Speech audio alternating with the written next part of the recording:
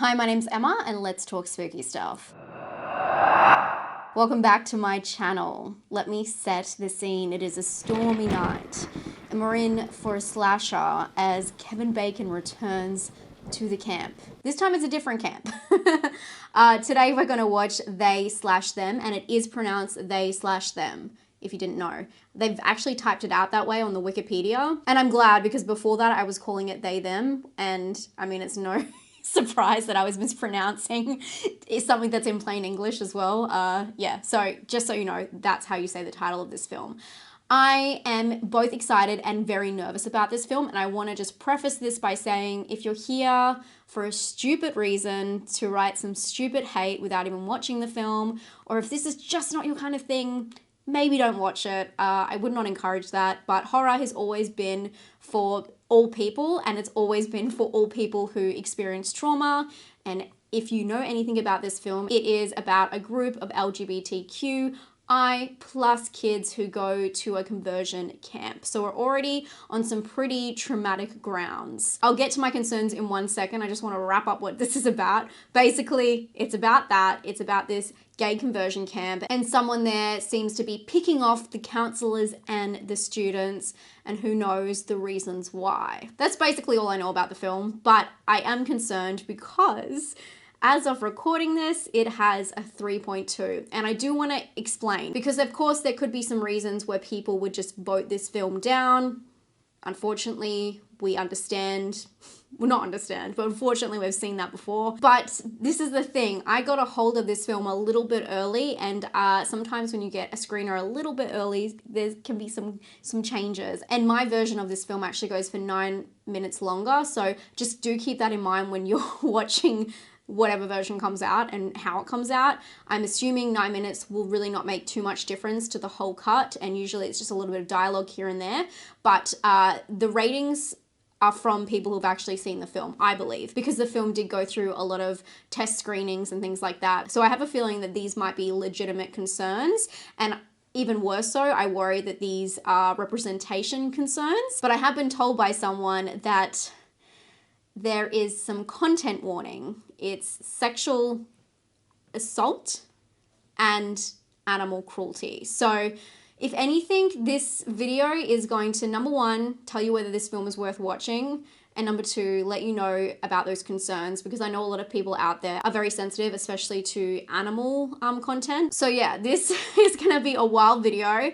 I wasn't even sure if I wanted to do a review on this, but it is current and I'm not getting a lot of films coming out on time for me, so I wanted to stay with the conversation and really find out what this film is about and if the concerns hold any ground, hold any weight.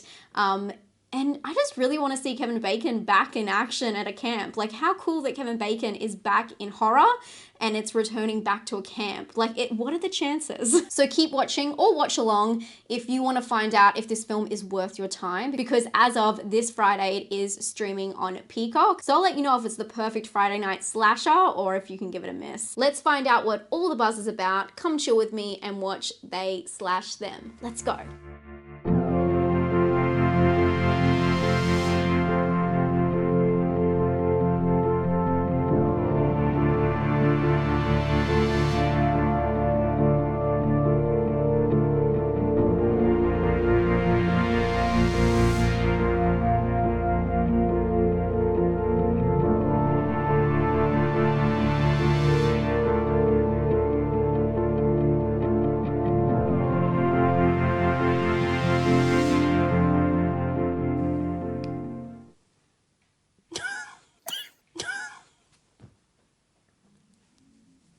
No. You're telling me it is like the spookiest day of the year, it has been raining all day, and I wasted the vibes on this? This film is a complete mess. This is how messy it was. I was half expecting at the end for fucking Jason Voorhees to be the killer. The vibe, the dialogue, the characters, everything is so strange. So let's start at the start. Just pick a purpose or something you're trying to say and go with it is probably like my recommendation to this movie. We start with going straight into the conversion camp, which it's really hard because it's like one of those films where, is it a conversion camp or isn't it? Are they all good? Are they all bad? That's kind of like what you're trying to guess. So the film opens up to Kevin Bacon giving this weird monologue about how he doesn't actually care if the kids are gay as they arrive at the conversion camp. I think it's half an hour until something slightly spooky happens, and then it's like an hour and like 10 minutes until another spooky thing happens, and then it's basically until the end, like 10 minutes to go, and they really, like, they start the slasher film. This film is so confused with what it's trying to say and how it's trying to say it and the stereotypes it uses along the way. It doesn't say anything, and it hurts everybody. Every person in this film is a victim. So the film is exactly what we said it was. There's really nothing more to it. It is about a bunch of kids who go to this conversion camp, but they're all there for different reasons. So this isn't one of those conversion camps where people are kind of like tied up and taken there, which I've seen. Sorry, the rain just started, so it's going to get a little bit, if you hear a little bit of background noise, that's the spooky energy that I wanted in this film. That you see in some really effective dramas. This film, it doesn't, I don't know what it's trying to say about conversion camp and why it even tries to touch on them. For me, it felt like they were almost using the they, them as like an extra point. I mean, they do go into this character background, and I will say for majority of the film, it does feel like this strange, Lifetime drama.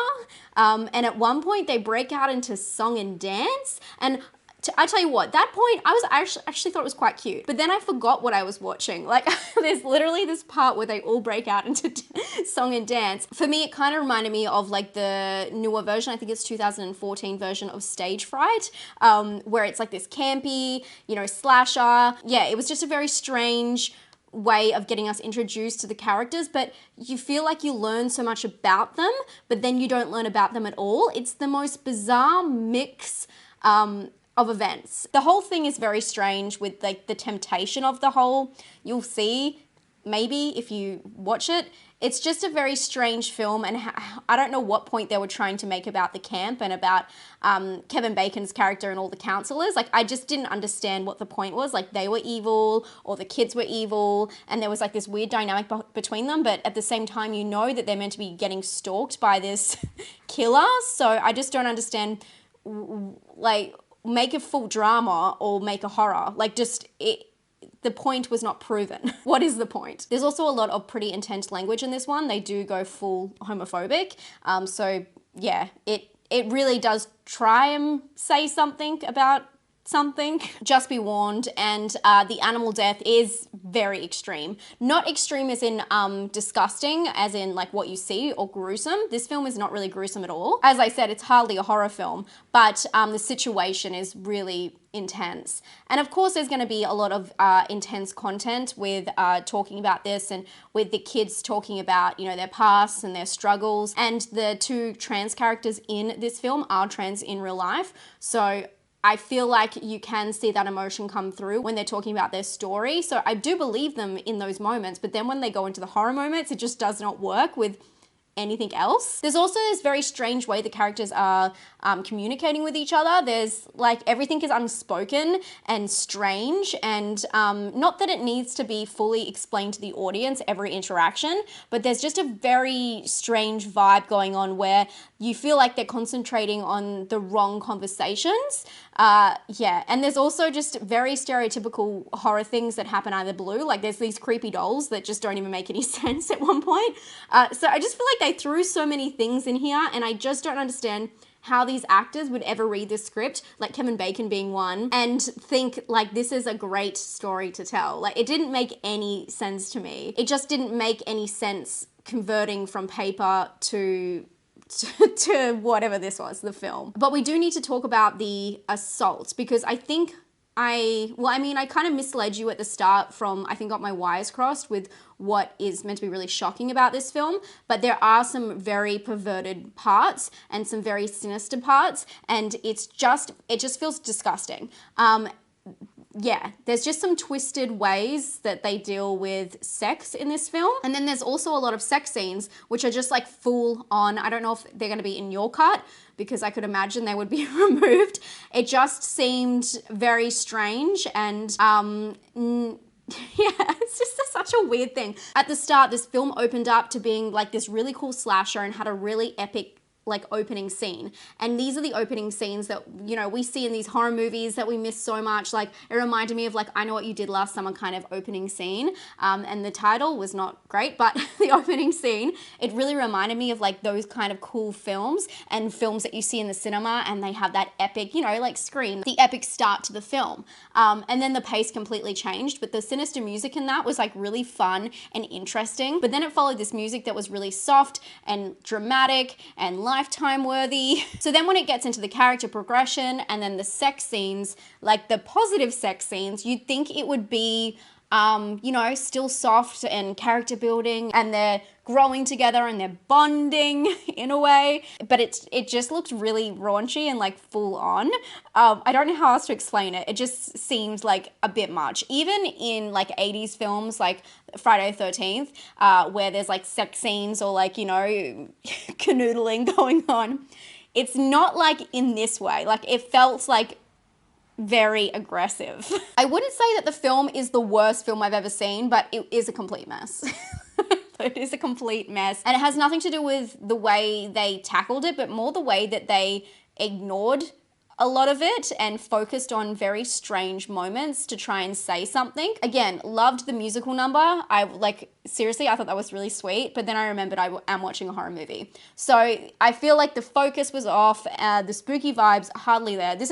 I really try not to say this is not a horror movie, but this, where maybe if you edited the scenes together, probably like 10 minutes of horror. No tension at all, by the way. Overall, I would not recommend this film. Not at all. I don't think it's worth your time.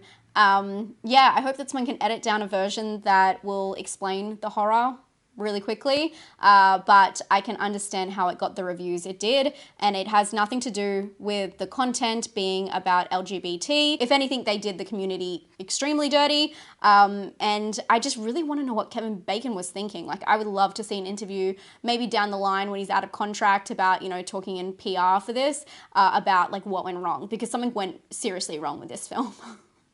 Anyway, I would love to know if you've seen the film, what you thought about they/them. It really should have been called they/them, because slash where. I'm going to give this film a 4 out of 10, 3 out of 10. I'll give it a 3 out of 10. I want to go for 3.5 for some reason. That's just like the number that makes sense to me. For originality, I don't even understand. Yeah, I don't think it's, when it comes down to what the actual story was with the horror sphere and the actual journey, if you take out the individual characters, which we don't see enough representation of, but we're seeing more obviously in horror, because horror is very open to that. I would still give it like a 4 for originality. It's a very common story we've seen before. And believe it or not, but much better. And for scare, there's not many moments in it. I'm gonna give it a 3 for scare. This is, yeah, I don't want to say this isn't a horror movie, but it's not a horror movie, okay? You didn't hear it from me. Anyway, I hope you enjoyed this video, if anything. And if you do like me talking about these kinds of stuff and you're glad I put this video up, give it a thumbs up. If you're gonna leave a stupid comment, stupid games win stupid prizes. That's all I wanna say. But I really appreciate you being here. I appreciate all your support. Don't forget, I'm on Instagram and I'm on TikTok now, just hanging out there if you wanna come and leave a comment. I'll probably do a video reply, and I'll talk to you all very soon. Stay safe, stay away from this movie, and stay spooky. Bye, friends.